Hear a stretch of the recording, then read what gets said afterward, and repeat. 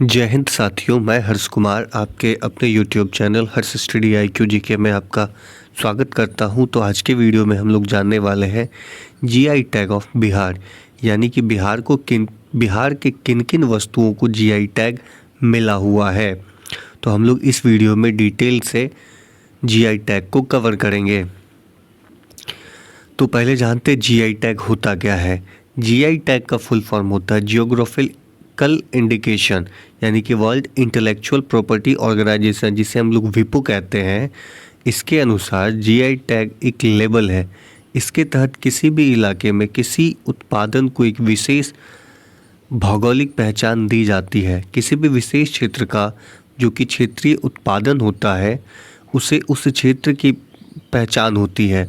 उस उत्पादन की ख्याति जब देश दुनिया में फैलती है तो उसे प्रमाणित करने के लिए एक प्रक्रिया होती है, जिसे GI टैग यानी कि जियोग्राफिकल इंडिकेशन कहते हैं, जिसे हिंदी में हम लोग यानी सांकेतिक भाषा में संकेत में कहते हैं, संकेत नाम से जानते हैं। तो GI टैग की कुछ वैधता भी होती है। तो एक बार GI टैग मिल जाने पे उसकी वैधता हमेशा के लिए नहीं रहती है, बल्कि इसकी एक सीमा होती है। एक बार GI टैग मिलने पर वह 10 वर्षों तक वैध होता है। यदि कोई जिला अपने उत्पादन की GI टैग की अवधि बढ़ाना चाहता है तो वह फिर से आवेदन कर सकता है। तो इसमें GI टैग मैंने आपको बताया। अब जानते हैं बिहार के किन किन वस्तुओं को GI टैग दिया गया है। इसमें से पहला है सिक्की घास हैंडीक्राफ्ट। सिक्की घास हैंडीक्राफ्ट होता क्या है वो जानते हैं। तो बिहार में कई जगहों पे सिक्की घास के द्वारा अनेक तरह के घर में इस्तेमाल होने वाले चीज़ों का निर्माण किया जाता है। इसके अलावा इससे सजावटी चीज़ों का निर्माण किया जाता है। बिहार में कई जगहों पर इस घास को कासी भी बोलते हैं। देखिए, कासी घास या फिर कास भी बोला जाता है। यह जो सिक्की का ग्रास एंड हैंडीक्राफ्ट है, इससे कोई भी वस्तु बनाया जाता है। सजावटी वस्तु हो, दौड़ा हो जिसमें सामान रखा जाता है। तो ये होता कुछ नहीं है, बस ये घास का बना हुआ चीज़ें होती है। जैसे कि ये स्पेशल टाइप का घास होता है जिसे गांव में लोकल भाषा में कास या फिर कासी बोला जाता है। दूसरा है सूजनी कढ़ाई। सूजनी कढ़ाई ये होता क्या है वो जानते हैं। तो सूजनी जो कि बिहार का एक पारंपरिक काम है, जो मुख्यतः गांव में औरतें द्वारा किया जाता है। सूजनी क्राफ्ट द्वारा औरतें पुरानी धोती, साड़ी या पुराने कपड़ों के द्वारा आपस में सिल देती है। सिलने के बाद उसके ऊपर तरह तरह के डिज़ाइन बनाती हैं, जो देखने में काफ़ी आकर्षक तथा मनमोहक होता है। इसके अलावा सूजनी वर्क के द्वारा घर में इस्तेमाल होने वाले पर्दे, बेडशीट, तौलिया, रुमाल, थैला, दीवार को सुसज्जित करने वाले डेकोरेटिव चीज़ों का निर्माण किया जाता है। घर में प्रयोग होने वाले थैलों के ऊपर सूजनी द्वारा इसे विशेष तरह का नक्काशी किया जाता है। इस कार्य को बिहार में सूजनी वर्क के नाम से जाना जाता है। देखिए, ये सूजनी जो है यह कुछ स्पेशल चीज़ नहीं होता है। ये होता क्या है कि जैसे किसी के घर में बेडशीट है, पुराना धोती है, साड़ी है, उसको एक के ऊपर एक डाल करके अच्छे से सिल दिया जाता है और ऊपर भी एक विशेष प्रकार की कढ़ाई की जाती है, जो आप यहाँ पे देख सकते हो। धागे से एकदम महीन कढ़ाई की जाती है, जिसे हम लोग सूजनी कढ़ाई कहते हैं। तीसरा है भागलपुरी जर्दालू आम। तो यह भागलपुर का विशेष GI टैग प्रदान आम है। तो ये है क्या, ये जानते हैं। तो बिहार के भागलपुर क्षेत्र में होने वाला जर्दालू आम अपनी विशेष आकार, रंग और सुगंध के लिए विश्वविख्यात है। कहा जाता है कि सर्वप्रथम अली खां बहादुर ने क्षेत्र में जर्दालू आम को लगाया था, क्योंकि इस क्षेत्र में आम की खेती के लिए अनुकूल वातावरण मिलता है, इसीलिए यहाँ पे यह आम लगाया गया था। उसी समय जर्दालू आम अपने स्वाद और रंग सुगंध के कारण विश्वविख्यात हो गया तथा अंतर्राष्ट्रीय स्तर पर भी निर्यात किया जाता है। इसका स्वाद तथा सुगंध के कारण अंतर्राष्ट्रीय स्तर पर इसकी काफ़ी मांग है। यह जर्दालू आम है फ्रेंड। तीसरा है भागलपुरी सिल्क। भागलपुरी सिल्क ये क्या है जानते हैं। तो बिहार के भागलपुर के सिल्क अपनी कोमलता तथा सुंदरता के लिए बहुत ही प्रसिद्ध है। भागलपुर के सिल्क की साड़ी भी विश्व प्रसिद्ध है, जिसमें 200 सालों से बनता आ रहा है। इसे रंगने के लिए विशेष प्रकार से तैयार प्राकृतिक रंगों का प्रयोग किया जाता है, जिससे यह अन्य सिल्क कपड़ों से अलग करता है। पांचवा है कतरनी चावल। तो कतरनी चावल क्या है। तो कतरनी धान मुख्यतः बिहार के भागलपुर क्षेत्र का खास उत्पादन है, जो अपने खास आकार तथा अपनी खास सुगंध के लिए विश्वविख्यात है। बिहार में किसी भी घर में जब खास फंक्शन होता है तो कतरनी धान से बने हुए चावल खास व्यंजन जरूर बनाया जाता है। इस चावल से बनाए हुए व्यंजन का सुगंध आस पड़ोस में आसानी से पहचान लिया जाता है। इसका चिवड़ा भी बनता है। और ये कतरनी धान यानी कतरनी चावल जो होता है ये एकदम छोटा छोटा होता है, जो आपके नाखून के अंदर भी जाके छिप जाएगा। ये इतने छोटे छोटे होते हैं।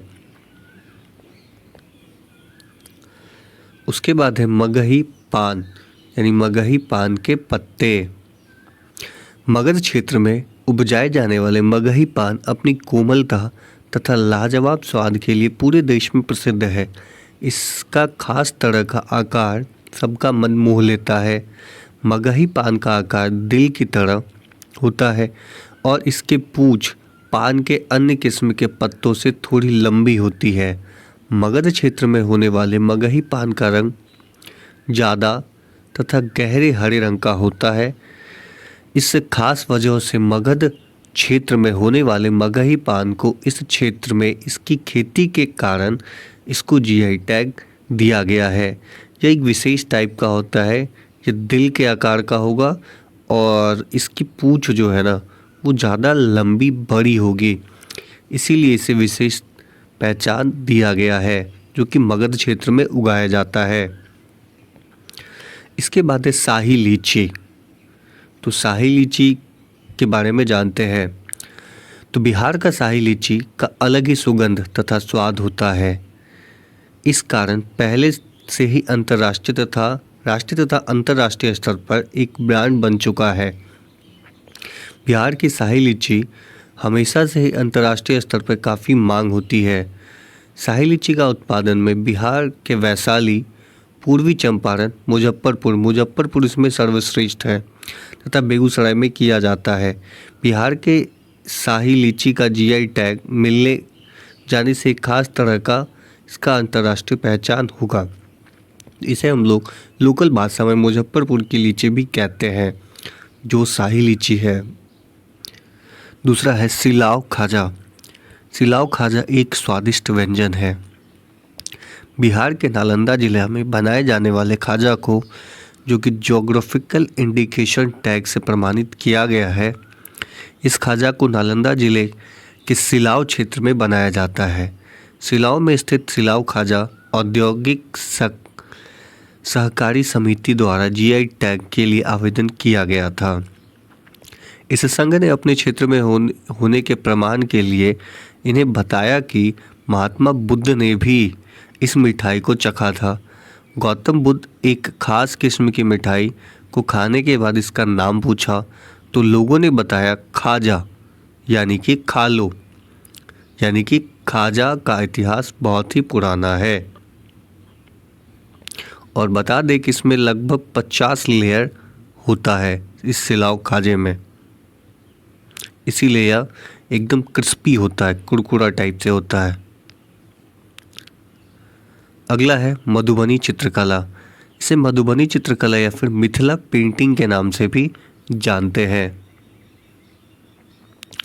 तो मधुबनी पेंटिंग या फिर मिथिला पेंटिंग बिहार की काफ़ी पुरानी कला है, जो कि बिहार के उत्तरी भाग मधुबनी जिले में वहाँ के औरतें पारंपरिक रूप से करती है।